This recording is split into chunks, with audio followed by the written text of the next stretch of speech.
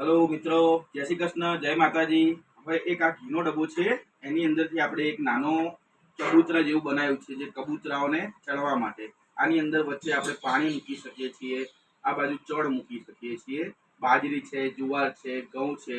આ એક ઘીનો ડબ્બો છે, એની અંદરથી બેસ્ટમાંથી બેસ્ટ આપણે એક આ ચબૂતરો બનાવવાની કોશિશ કરી છે, કે જેથી અત્યારે ચોમાસામાં પંખીઓને ઘણું બધું ઉપયોગી હોય છે।